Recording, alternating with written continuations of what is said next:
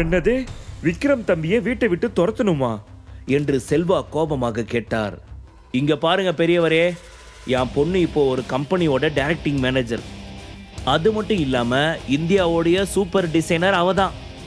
அப்படிப்பட்ட டாப் லெவல்ல இருக்கிற ஒருத்திக்கு இந்த விக்ரம் மாதிரி லோக்கலான ஒரு ஆளு புருஷனா இருக்கிறதுக்கு அவளோட அம்மாவா நான் எப்படி ஒத்துக்குவேன்னு நீங்க நினைக்கிறீங்க? கண்டிப்பா அவன் என் பொண்ணுக்கு சூட்டபிள் ஆனவனே கிடையாது. அதனால அவனை என் பொண்ணுகிட்ட இருந்து பிரிப்பேன், இந்த வீட்டை விட்டு துரத்துவேன் என்று சவால் விடுவது போல் செல்வராகவனிடம் சொன்னாள்.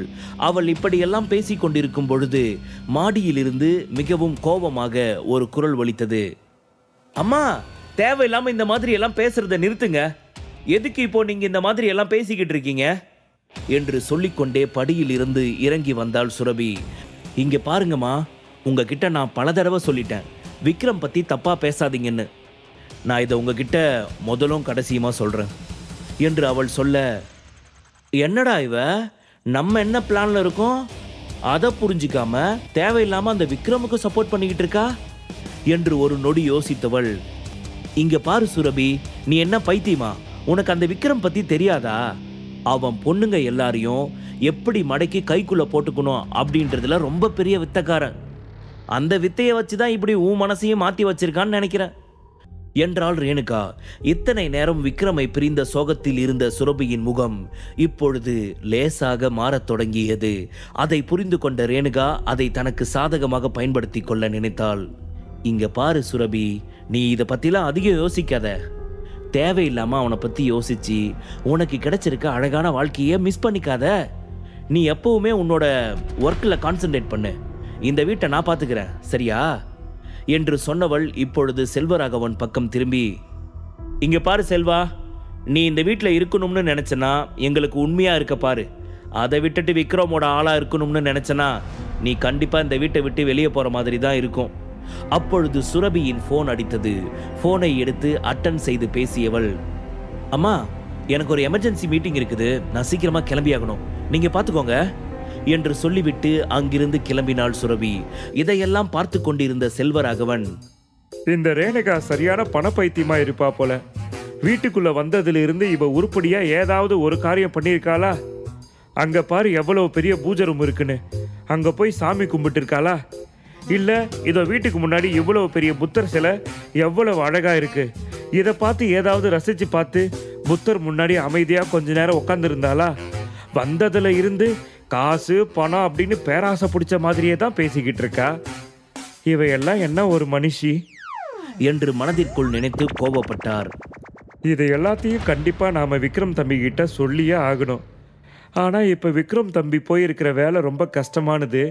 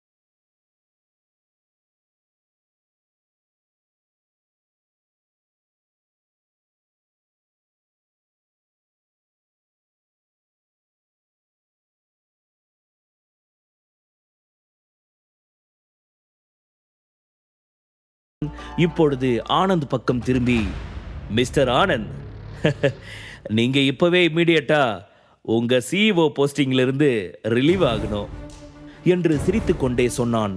அவன் அப்படி சொன்னதுமே அங்கிருந்த அனைவருக்குமே ஆச்சரியம். ஆனந்த், வாட் மிஸ்டர் தீனதயாளன், இப்போ நீங்க என்ன சொன்னீங்க என்று கேட்க, மிஸ்டர் ஆனந்த், நம்ம கம்பெனியில் முக்கியமான ஷேர் ஹோல்டர் ஒரு சிலர் வருவாங்க, அவங்கள நீங்கள் வெல்கம் பண்ணுறது ரொம்ப நல்லதுன்னு நினைக்கிறேன். என்று யஷ்வந்த் சொல்லிக் கொண்டிருக்கும் பொழுது சந்திரன் அந்த கான்ஃபரன்ஸ் ஹாலிற்குள் நுழைந்தான். அவனை பார்த்து நக்கலாக சிரித்த ஆனந்த், என்ன சந்திரன், ஆல்ரெடி உனக்கு கிடைச்சிருக்கிற புகழ் பத்தாதா?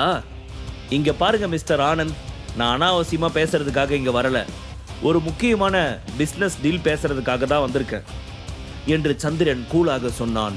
சிரித்துக்கொண்டே அவனை மேலும் கீழும் பார்த்த ஆனந்த், என்ன தீனதயாளன், இவர்தான் நீங்க கூப்பிட்டு வந்த புது ஷேர் ஹோல்டரா என்று ஆனந்த் நக்கலாக கேட்க, அதே சமயம் மன்னிக்கணும், நாங்க கொஞ்சம் லேட்டா வந்துட்டோம்னு நினைக்கிறேன் என்று சொல்லி 2 பேர் அந்த கான்ஃபரன்ஸ் ஹாலுக்குள் நுழைந்தனர்.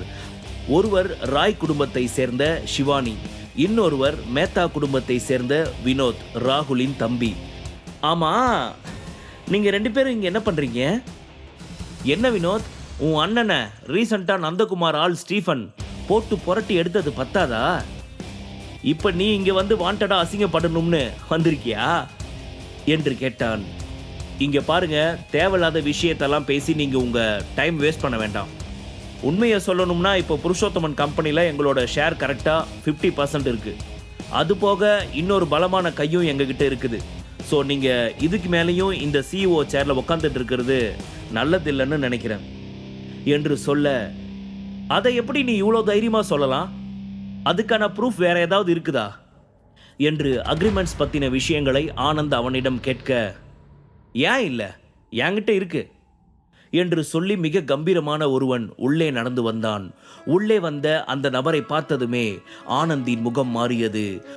ஆனந்த், உங்களை பார்த்து ரொம்ப நாளாச்சு என்று அந்த நபர் சொல்ல, ஹாய் மிஸ்டர் கௌரவ், எப்படி இருக்கீங்க என்று ஆனந்த் மிகவும் பணிவாக கேட்டார்.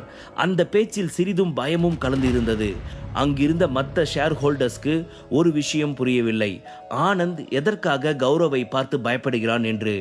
அஜய் கிருஷ்ணாவின் அசிஸ்டண்டாக இருக்கும் ஆனந்த் கௌரவ் அஜய் கிருஷ்ணாவுடன் மிகவும் நெருக்கமானவர். இருவரும் பிசினஸை பொறுத்தவரை மிகச்சிறந்த பார்ட்னர்கள் என்பது அவனுக்கு நன்றாக தெரியும். அதனால்தான் இத்தனை பணிவுடன் கௌரவிடம் பேசிக் கொண்டிருக்கிறான். ஓகே ஆனந்த், போதும், இதோட எல்லாத்தையும் ஸ்டாப் பண்ணிக்கலாம். நான் ஏற்கனவே புருஷோத்தமன் ஃபேமிலி பிஸ்னஸை என் கையில் டேக் ஓவர் பண்ணிட்டேன்.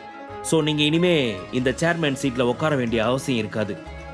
நீங்கள் வேணும்னா அஜய் கிருஷ்ணா கிட்ட இதை பற்றி பேசுகிறீங்களா என்று கேட்க ஆனந்த் சிரித்து கொண்டே, அதுக்கு அவசியமே இல்லை, நான் இங்கிருந்து கிளம்புறேன் என்று சொன்னவர் அங்கிருந்து எழுந்து வெளியே வந்தார். அதன் பின் விக்ரமுக்கு கால் செய்ய நினைத்தார். ஆனால் சிறிது யோசித்துவிட்டு உடனே அஜய்க்கு ஃபோன் செய்தார். முழு கதையையும் கேட்டு மகிழ பாக்கெட் FM ஆப்பை டவுன்லோட் செய்யுங்கள். லிங்க் டிஸ்கிரிப்ஷனில் கொடுக்கப்பட்டுள்ளது.